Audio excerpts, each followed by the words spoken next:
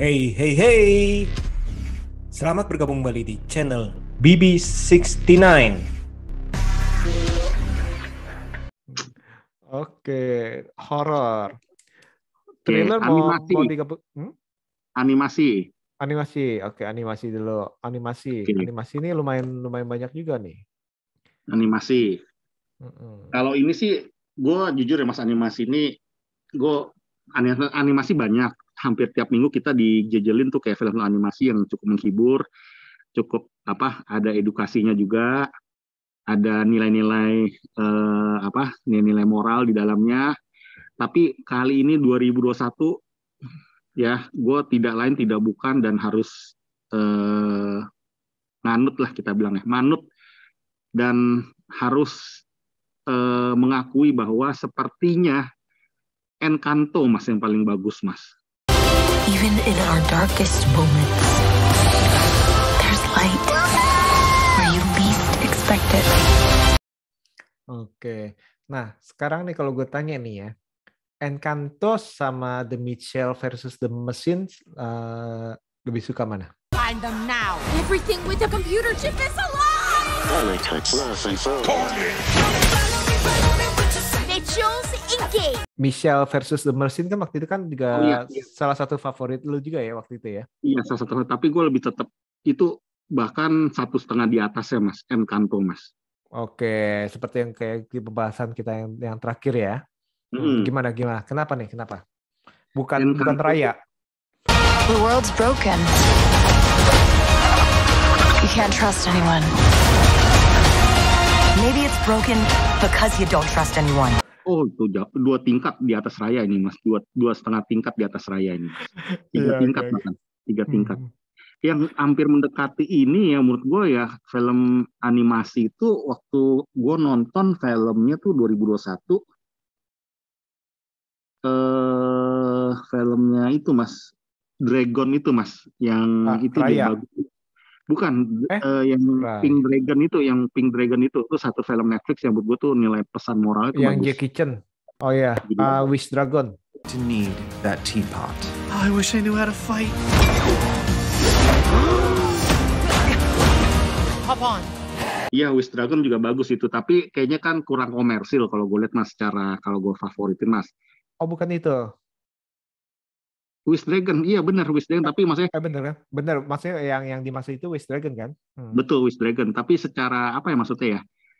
Secara komersialnya atau secara maksudnya itu tertancap di otaknya, gue tetap pilih tuh Encanto Mas. Rumble juga bagus, Rumble. Tapi tetap Encanto Mas. Tetap ya. Ini bakalan calon kuat Jawara ini Oscar pasti lah ya. Jawara itu pasti pesannya bagus, pesan moralnya bagus, terus juga ceritanya juga maksudnya tuh nggak ringan, tapi tuh kayak nggak murahan Mas, maksudnya tuh kayak dalam ceritanya Mas. Ibaratnya tuh kalau mau dibikin bukan animasi pun ini termasuk kategori film yang bagus banget Mas, secara ceritanya Mas. Secara pesan kuat, iya kuat gitu, penceritaan karakternya tuh walaupun banyak orang tuh kuat semua Mas, tertancap semua juga. Di kita yang nonton Mas, semua karakternya tuh kayak hidup semua Mas. Terus juga visualnya, CGI-nya semua, lagu-lagunya, musikalnya, paket lengkap Mas.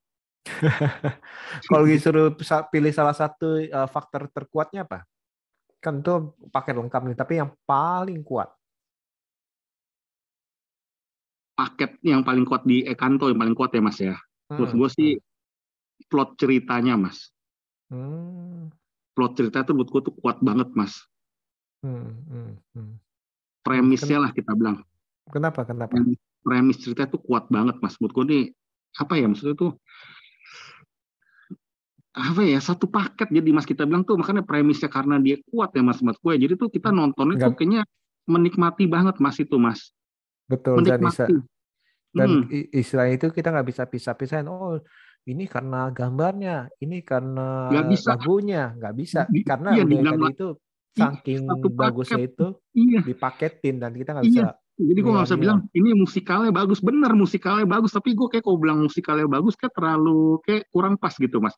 Terus kalau gue bilang ini penuh imajinatif, bener. Tapi kayak kalau gue bilang itu doang kayaknya nggak pas gitu loh. Kayak jadi yang lain tuh apa ngiri gitu mas. Jadi gue bisa bilang, jadi gue, iya. Jadi faktor lain ngiri. Jadi gue bisa bilang ini adalah paket lengkap mas. Paket lengkap ini mas. 4 sehat 5 sempurna mas ini mas. Oke. Encanto ini pasti Encanto. 99% Golden Globe sama gue inilah yakin sama Oscar jawara bisa ini mas. Pasti mas ini gila mas. Warna-warninya, imajinatifnya, karakternya, pengisi suaranya semua bagus mas. Oke tuh, udah dengar tuh bagus itu udah naik. Oke, tadi kita udah action Tomorrow War, komedi itu Free Guy ya, horornya itu Malignant, terus yang kedua itu nggak mau ditinggalin The Classic Horror Story ya, terus habis itu yang ketiga berikutnya itu animasi itu Encanto. Nah, sekarang kategori berikutnya apa? Drama boleh. Drama nih mas ya. Jadi ini juga filmnya nih gimana ya gue ya. Ini masuk kategorinya ya mas ya. Maksudnya ini bisa all genre juga mas. Bisa terlihat komedi, bisa terlihat thriller, bisa terlihat drama juga, bisa terlihat misteri gitu loh.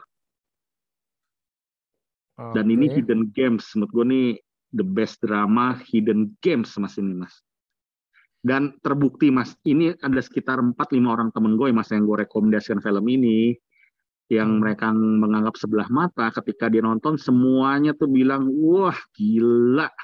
Yang gambarnya orang lagi duduk bukan? Orang lagi duduk, lebih spesifik? Yang itu latarnya merah, depannya T.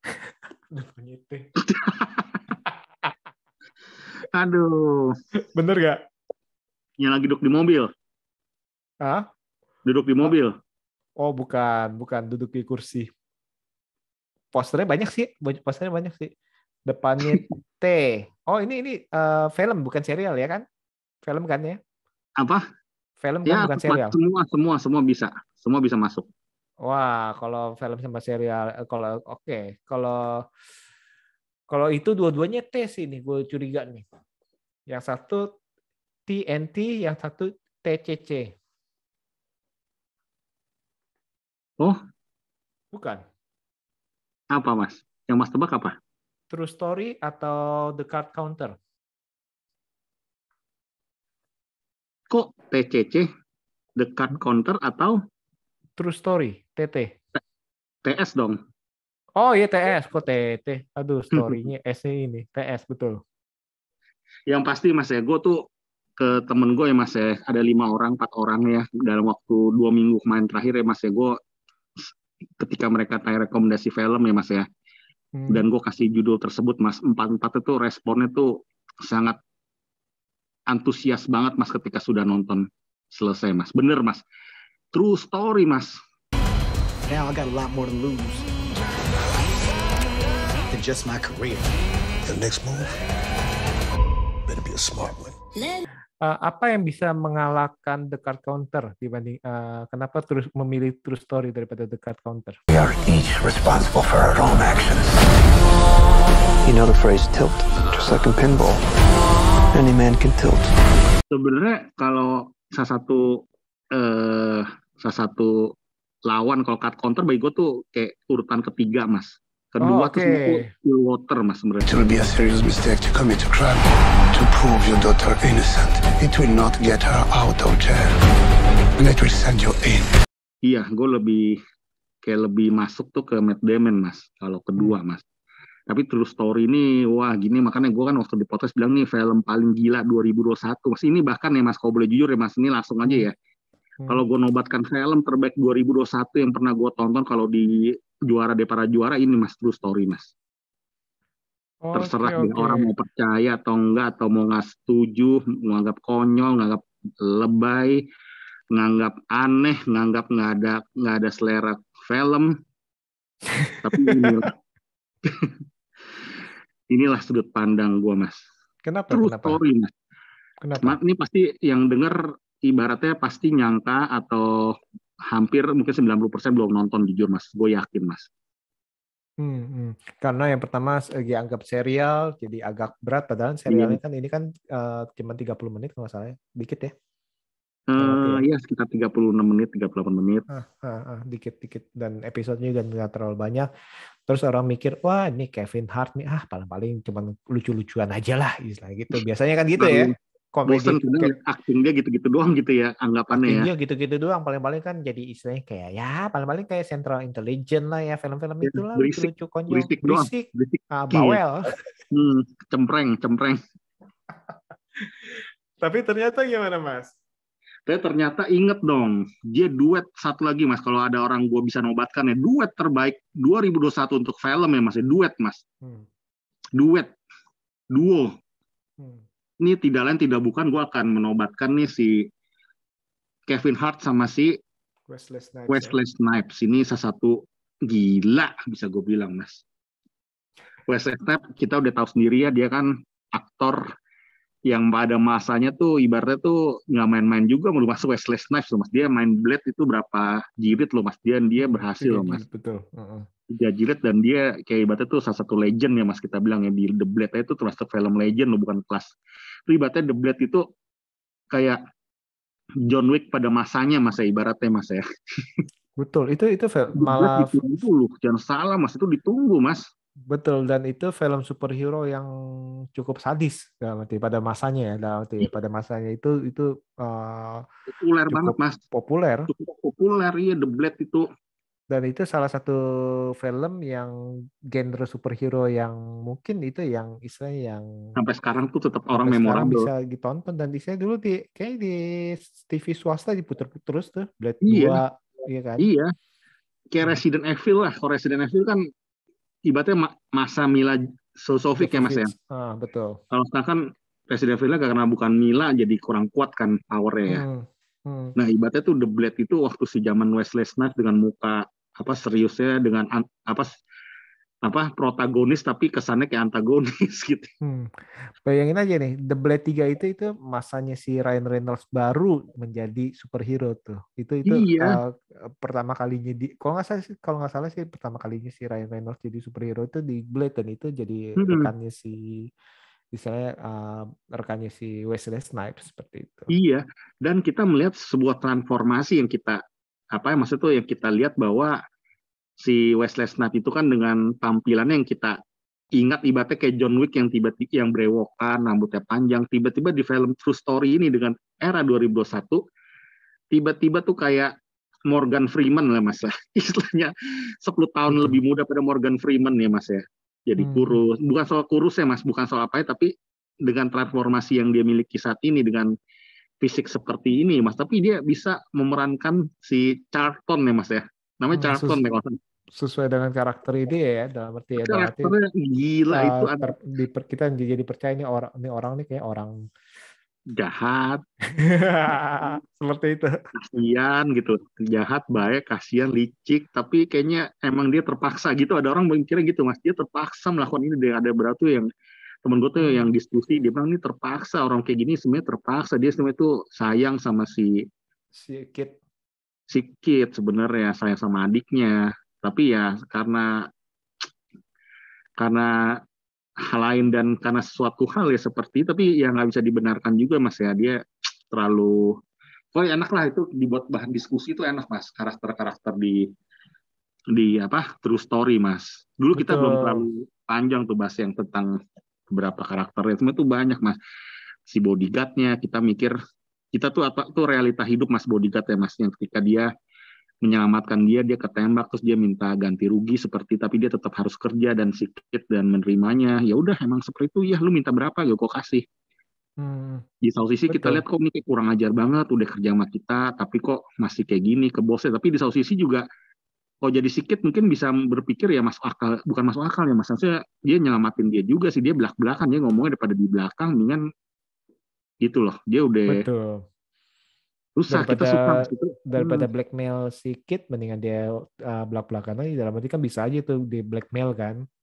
Yang penting wah ini kejadian rahasia lo dari gue nih, gue bisa bocorin segala macam. Dan dia kan tahu, maksudnya tadi itu si bodyguard itu di istilahnya dengan tingkah laku sikit itu membahayakan hidup bodyguard, tapi dia tetap ngelindungin. Nah, itu kan dia kan tahu nih nyawa dia emang dipertaruhkan, tapi ternyata itu dia tetap aja melindungi bosnya walaupun dia tahu keburukan daripada bosnya. Seperti itu sih. Dan itu memang realita. Dan apa yang dilakukan Kit emang secara nggak langsung kayak ngejerumusin si bodyguardnya bisa. Oh iya, bisa mati. Iya gitu. Mati konyol. Jadi si Kit ya mikirnya ini win-win solution mungkin yang bisa terjadi dalam kehidupan gitu Mas.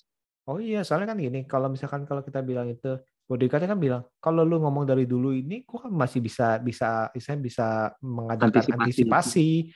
Jangan tiba-tiba ini orang asing nggak tahu yang membahayakan gue segala macam ya itu ya lu kan dalam arti lu gimana sih lu gue kerja malu lu masih ngerahasiain itu, apalagi gue kan harus jagain lu. Ya ini kan gue bisa mati, pacar gue juga bisa mati segala macam, lu bahayain gue ya udah. Jadi saya dia minta kompensasi. Dan itu ya gimana ya Mas ya itu gimana ya Mas ya? Itu ya masuk akal. Terus dengan karakter penjata yang maksudnya karakter penjata ini keren Mas, sutradara sekali lagi Mas. Dia nggak perlu bikin orang yang menakutkan, yang bikin orang mafia gimana, tapi tuh dengan sosok dua orang ini aja tuh udah bisa bikin kita tegang nontonnya Mas. Bersaudara ya, 3 bersaudara. Iya, 2 lah kita anggaplah, 1 kan karena di 1 dia baru di episode pertama ya, tapi yang 2 itu Mas, maksudnya kita nggak perlu panjang kali lebar pakai penjahat yang rupanya gimana, yang punya apa gitu, tapi dengan ya ibaratnya nggak kalah tuh kayak penjahat tuh yang kayak bodyguardnya tuh, maksudnya tuh gimana ya, sadisnya tuh sebenarnya tuh sama tuh levelnya tuh kayak itu Mas, si Adam Sandler yang kemarin itu Mas, Uncut Gems Mas, yang bodyguardnya Mas, psycho-nya itu loh, gila itu sih. Iya, di sini kan duo kakak adiknya kan yang satu udah tua, yang satu lebih muda itu lebih beringas, tapi yang tuanya itu juga jangan dipikir dia tenang itu tingkah lakunya tenang, tapi dia istilahnya lebih baik, tapi ternyata ya sadis juga otaknya dia. Makanya itu gue pernah bilang sih Mas, kan nih kalau 2 orang itu masuk No Country for All Men 2 tuh cocok banget tuh Mas, gantiin Javier Bardem Mas itu. Ditambah sama emaknya ya, yang di rumah suruh habisin. Walaupun gak di center emaknya. Aduh gila tuh. Terus Jin, mana pernah sih Mas kita nonton sebuah film tampilan fisik tuh kayak si Jin itu Mas, dengan itu Jin itu kalau masuk pemeran pembantu terbaik tuh gue pilih dia tuh Mas. Betul, sebagai fans yang fanatik ya. Iya, fanatik dengan ekspresi dia seperti itu. Yang lihat foto-foto itu, aduh gila, gue bilang ini. Di satu sisi saya tanda kutip nih orang nih kayaknya agak tanda kutip kita jijik sama dia, tapi di satu sisi kita kasihan sama dia, di satu sisi kita benci karena tingkah lakunya kayak gitu, di satu sisi kita juga benar-benar nih orang nih loyal banget ya gitu.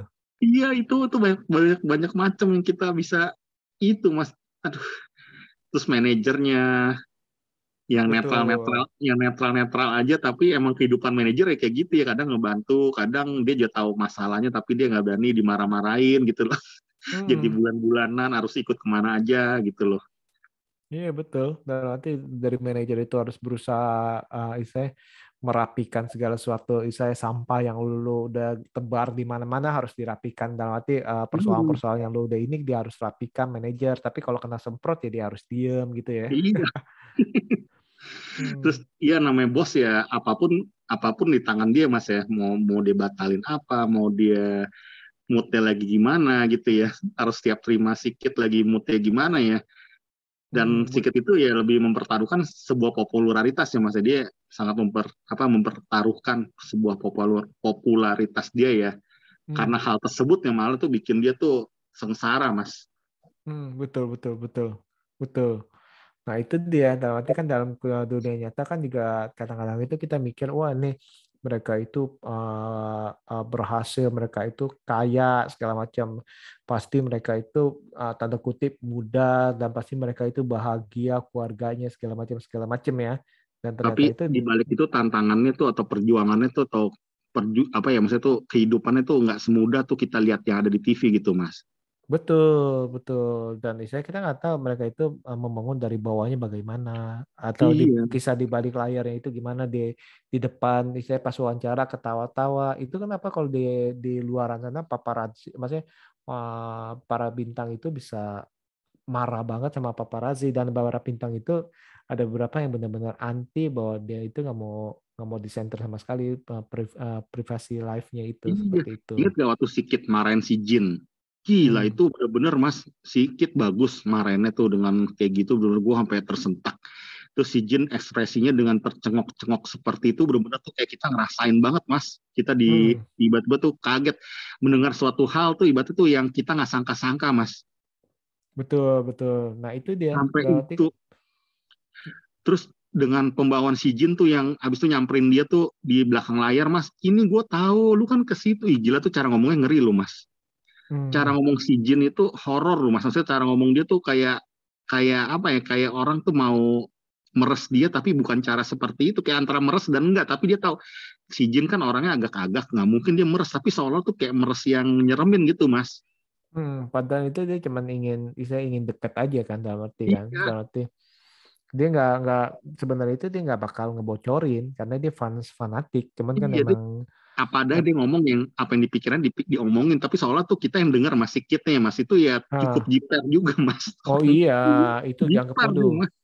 Ini rahasia gue ada orang kayak gini nih, bisa-bisa nih. Bisa-bisa. Kapan aja bisa bocor. Di satu sisi kayaknya kita bisa hadapi, tapi di satu sisi orang kayak gini malah yang lebih bahaya gitu loh, Sikit mikirnya kan. Makanya dia sampai niatnya tuh mau dimatiin sekalian kan, gila. Emang ini film ini banyak benar-benar, waktu itu kan kita sempat ngomong ini sebenarnya film ini banyak lapisan yang bisa dibahas nih dari karakter-karakter yang ada segala macam sih. Seperti itu. Dan itu memang ya yang waktu itu sempat gue ngomong juga, Kevin Hart ini berkembang di film ini, benar-benar aktingnya itu berkembang dan terbukti. Dan ingat Mas, itu ada satu yang gue belum bilang waktu dulu Mas. Seseorang itu ketika kita melukai hati ya Mas ya, ketika seorang sudah dilukai atau kita tuh berasa tuh kita kayak di apa ya Mas ya, sesuatu hal yang menyakitkan orang dari sebuah kata-kata ya Mas ya, itu dibuktikan Sikit Mas sama orang tuh yang ada di pesawat itu Mas, yang dia akhirnya tuh mengundang dia di acara tuh, dia karena dia inget ya Mas, dipendam Mas, akhirnya dikeluarin, dan ya seperti itu jadinya ditambah masalah-masalah hidup yang terjadi Mas. Itu makanya kita dalam berkehidupan ya Mas ya, kita sebisa mungkin kita jaga perasaan ya, jaga mulut kita, belum tentu apa yang kita ucapkan tuh bisa berkenan di hati orang Mas. Dan di masa depan itu siapa tahu kita akan ketemu dengan orang tersebut, dan ya kita nggak tahu apa yang kita akan terjadi. Bisa dipermalukan Mas, kita bisa dipermalukan Mas, atau orang tersebut dendam sama kita gitu, nggak enak kan, jangan sampai deh orang sampai dendam ke kita Mas. Betul itu satu scene yang cukup memorable. Kita pikir wah nih Sikit nih nggak bakal ngebales lah, nggak tahu ya itu wah buset deh. Iya, kita dibelokkan Mas, kita mikir di sana kan itu adegan ya ketika Sikit ngajak si Jin kan, ibaratnya seru-seruan dia mau bangkit, dia bahwa dia udah bisa nih nggak demam panggung lagi di panggung gitu, ternyata dia malah ngebalikinnya seperti itu Mas. Sampai dalam banget Mas kata-kata dia Mas. Sampai Sikit pun kaget ya, ini kok bisa sampai kayak gini ya. Makanya dia bilang, padahal kan Sikit si Jin lihat dia kan, si cowok itu kan yang kacamata itu kan kayak dia kan memuja, udah pasti dia udah kenal saya si cowok kacamata itu, sampai walaupun dia di pesawat itu kayak membuat hati dia kesel ya Sikit ya, tapi dia tuh akhirnya ketemu ya, dia tuh pengen kenalin ke bosnya gitu ya, karena nih dia kenal Sikit gitu loh. Tapi apa yang didapatkan ya seperti itu Mas, itu ya dunia penuh kejutan Mas. Kalau kayak ibaratnya bola itu bundar Mas, kita sedetik pun sebuah momentum itu kita nggak tahu apa yang akan terjadi dalam hidup kita Mas ya, seperti ini Mas. Si kacamata itu juga pasti nggak bakal nyangka, dia udah undang, dia udah pasti Sikit mendapatkan uang dari perusahaannya, tapi apa yang didapatkan malah seperti itu Mas. Itu sih betul itu saya setuju tuh, dan itu cukup mengagetkan sih, nggak bakal sangka bahkan si Jin pun nggak nyangka apalagi kita seperti itu. Oke. Jadi ada action, Tomorrow War, komedi Free Guy, horror Malignant, animasi Encanto, drama True Story. Oke, kayaknya ini cukup kali ya? Atau mau nambah Thriller. lagi? Satu lagi thriller, Mas. Thriller ya. Oke, jadi horror sama thriller kita bedakan. Iya. Oke, thriller. Ini juga salah satu film hidden games, tapi banyak disuka orang juga, Mas. Banyak yang suka film ini, Mas. Jujur, banyak yang suka film ini. Tapi banyak orang yang melewatkan juga film ini, Mas. Film thriller menurut gue terbaik lah. Salah satu film genre yang gue suka dari scene 2 jam film tersebut tentang sebuah pelarian dengan petualangan yang atau dengan tokoh antagonis itu juga yang nggak menyeramkan, tapi itu juga cukup perwakilannya itu cukup bikin kita yang nontonnya tuh, maksudnya tuh kayak film true story gitulah, Mas, gue bilang, Mas. Maksudnya tuh penjahatnya nggak ditampilkan tuh yang seperti gimana-gimana, tapi tuh cukup membuat jantung kita tuh berdecak 2 kali lebih keras dibanding normalnya, Mas. Thriller yang sepanjang film menurut gue ya dari awal sampai habis itu kita dibuat tuh dak-dik-dukser gitu, Mas. Dak-dik-dukser. Oke, film thriller. Iya, dengan adegan pelarian, kejar-kejaran, sinematografi, setting lokasi, acting yang luar biasa, ekspresi-ekspresi yang ditampilkan. Ini hidden games juga bagi gue, Mas, karena banyak orang yang melewatkan, tapi beberapa orang yang udah nonton film ini tuh pada ancungin jempol film ini. Apa ya? 2021? 2021, Mas. Lem bukan ya? Bukan. Oke. Apa ya? Kata kuncinya yang tadi loh, Mas. Kejar-kejaran, pelarian. Kejar-kejaran, pelarian. Dengan setting lokasi, dengan setting pencahayaan, tone color, menurut gue tuh bagus banget deh. Hidup gitu loh, layar tuh jadi hidup kita nonton. Apa ya? Acting pemainnya yang ibaratnya dia, gue bisa nobatkan dia salah satu aktor terbaik 2021 kali termasuk. Aktor? Salah satu aktor terbaik yang maksudnya tuh di film ini perannya dia cukup menyita perhatian menurut gue. Mas juga tahu deh pasti film ini, gue yakin. Pasti Mas udah tonton juga udah nonton juga. Ayo, di OTT. Kejar-kejaran. Layanan streaming. Kejar-kejaran. Dengan setting lokasi yang sangat indah. Setting lokasi sangat indah. Setting lokasi nggak bilang indah sih, maksudnya tuh kayaknya tuh enak aja gitu nontonnya, layarnya, sinematografinya tuh pas banget, Mas. A few moments later. Apa? Oh, kita dibuat dak-dik-dukser sepanjang film.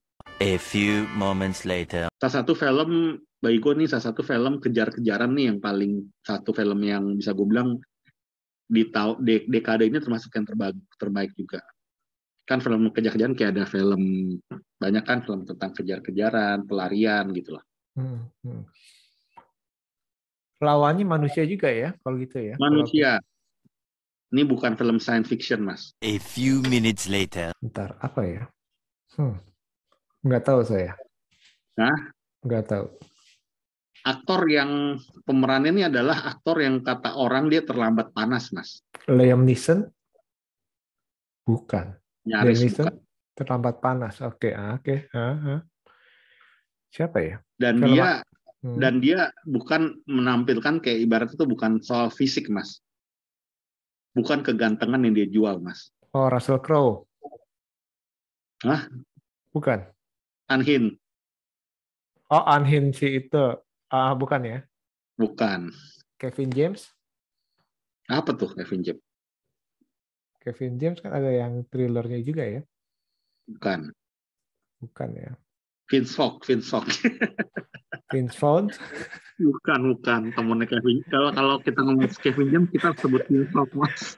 Terus habis itu langsung sebut Adam Sandler lagi ya? Iya, Adam Sandler.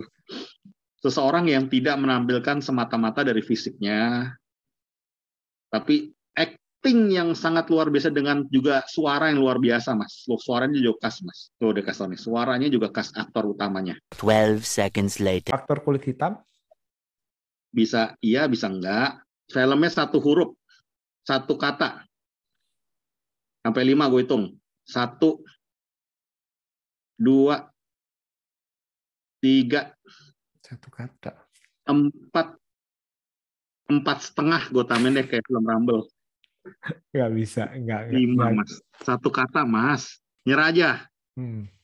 Huruf terakhir deh gue kasih ya, huruf terakhir T. Huruf terakhir T. 3 days later. Satu kata. Ini Mas harusnya setuju, John. Setuju juga pasti bakal gue bilang film ini, karena gue yakin Mas udah tonton. Nggak tahu. Gini deh, lawan mainnya Mas. Gue kasih lawan mainnya Mas. Lawan mainnya itu pernah menjadi seorang tokoh wanita jagoan. Dah, yang cukup fenomenal. Lawan mainnya tokoh wanita. Kayak ibaratnya kan lawan mainnya artinya kayak misalnya gue bilang kan si Kit kan sama si itu Mas. Si kayak ibaratnya kalau itu cowok sama cowok ya, si Kevin Hart sama si siapa namanya? Wesley Snipes. Wesley Snipes ya, ibaratnya Wesley Snipes pernah menjadi seorang jagoan yang fenomenal, gue bilang nih. Nah ini lawan main si aktornya ini pernah lawan mainnya itu adalah ceweknya itu adalah pernah menjadi salah satu jagoan yang sampai sekarang tuh cukup fenomenal. Jagoan wanita. Bisa Mila Jovovich, bisa Kate Beckinsale, film apa ya? Yo. Wah, nggak tahu saya. Hah? Nggak tahu. Lawan main ini adalah aktris yang bukan dari Amerika. Yang gue bilang dia pernah menjadi memerankan sebuah jagoan wanita yang fenomenal. Dari Prancis? Pokoknya Eropa. Gue kasih tau di Eropa. Ayo. Hah? Nggak tahu. Aktrisnya dari Swedia, udah. Aktris ceweknya, lawan mainnya. Lawan mainnya si Numi Rapes bukan ya? Bukan, itu Swedia juga sih, tapi bukan dia. Siapa ya? Kelahiran Swedia. 3 weeks later. Terus setting filmnya juga di Eropa, Mas. Udah, gue kasih tau deh. Nggak tahu bukan saya. di Amerika. Many months later. Ayo, dikit lagi gue berasa Mas udah ada di Mas, cuma Mas belum keluar gitu. Sebenarnya udah ada di pikiran Mas film tersebut. Nggak tahu saya. Depannya nih, gue kasih tau Mas ini kalau depannya huruf B. B, belakangnya T. Iya. Settingnya nih, gue kasih tau negaranya Mas ya. Setting filmnya itu ada di kota Yunani. 2,000 years later. Setting filmnya tuh di Yunani. Tentang dikejar-kejar, pengejaran. Sepanjang film nyerah dengan aktor yang dengan memiliki suara yang sangat khas. 1 eternity later. JDW. Oke. Tahu yang dikejar-kejar, yang satu-satunya orang berkulit hitam di Eropa. Istilahnya gitu ya Mas ya. Dengan kata kuncinya itu ya. Dengan lawan mainnya adalah aktris yang pernah memain film Tomb Raider dari Swedia, Alicia Vikander. Punya ciri suaranya khas. Oh iya benar-benar Beckett. Oke. Beckett, Mas. Are we in danger? I know you're scared. I get it. But you don't have the whole picture. Then who's after me? Suaranya kan khas banget juga dia Mas, kayak si bapaknya Mas. Suaranya. Justru itu saya pikir orang kulit hitam. Padahal aku udah bilang bisa jadi. Ya. Nah ini mungkin lupa Yunani benar. Yunani. Iya Yunani. Iya, itu satu-satunya orang yang sangat menonjol di. Itu bagus Mas. Itu gue tobatkan sebagai the best thriller Mas itu Mas. Kenapa? Itu filmnya kan sepanjang film itu intensitas itunya Mas. Intensitas tuh kayak kita tuh berada tuh dalam, maksud tuh kayak berada dalam film bagi gue Mas. Itu gue tuh berasa tuh berada dalam film, nggak perlu antagonis yang memiliki gimana-gimana, tapi tuh bikin kita di film tersebut ya nonton itu Mas itu berasa tuh antagonis kayak menghantui kita banget Mas, menghantui itu si John David Washington itu Mas. Ingat kan penjahat kan wanita yang ngejar-ngejar doang, terus yang orang berewokan itu loh, yang orang polisi itu, terus gitu. gimana si John David Washington sampai masuk mobil orang ketakutan, masuk di belakang bagasi dikejar-kejar, terus dia harus ngumpet-ngumpet di kereta di mana di kereta, di kantor, itu kantor apa, media segala macam ya. Terus gimana dia pas dibawa ke konsultan ke kedutaan juga orang yang dinyetirin dia juga jahat ternyata.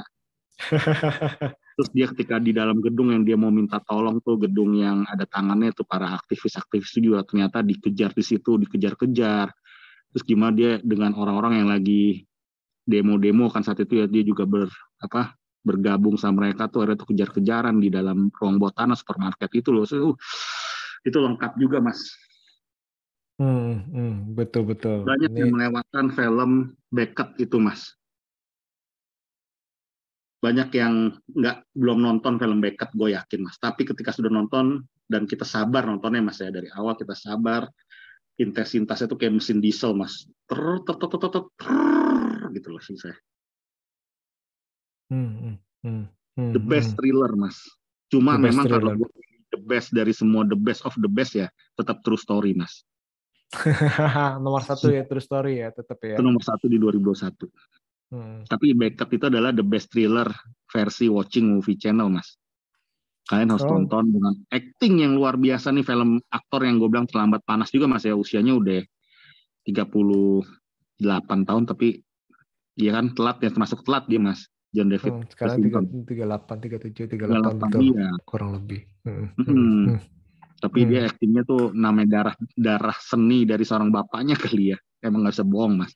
Silsilah Mas, kalau di Dogi makanya tuh Mas, silsilahnya tuh Mas, keturunannya tuh emang nggak bisa bohong sih Mas.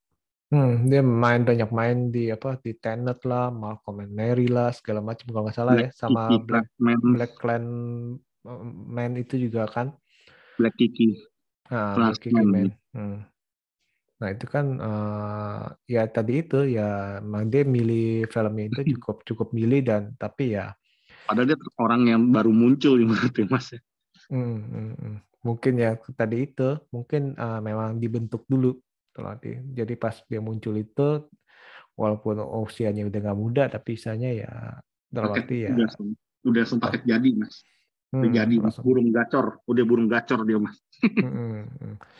Oke, menarik nih. Jadi udah ada 1, 2, 3, 4, 5, 6, 7. Udah ada 7 nih ya. Dari action, Tomorrow War, komedi Free Guy, horor itu ada Malignant, dan klasik horor. Terus habis itu dari animasi Encanto, dari drama itu True Story, dan dari thriller Beckett. Waduh, ini seru nih. Dan ini 2021 versi dari Watching Movie Channel. Nah, kalau tahun lalu kan kita urutin, tapi ke tahun ini kita lebih asik lagi kalau per genre. Oke nih Mas, thank you banget nih Mas. Kita udah cukup panjang juga nih kita ngobrol-ngobrolnya nih sampai tengah malam. Jam berapa ini? Udah tengah malam. Ya, iya. Namanya ngomongin film mah nggak ada istilah jam Mas. Karena itu sebuah hobi ya Mas ya. Betul. Sebuah hobi. Orang namanya hobi itu energi kita tuh bisa tercurahkan ke sana. Tapi memang Mas, ini habis podcast langsung tidur gue Mas, blek langsung Mas. Karena terkuras energinya kalau lagi podcast emang ya Mas. Berasa gak Mas? Betul. Tidurnya langsung enak loh. Tidurnya tuh langsung blek gitu aja. Udah nggak pakai babi bu lagi, langsung ngantuk aja kalau habis itu. Tapi ketika kita podcast ini semangat. Itu energi kita tuh tercurah.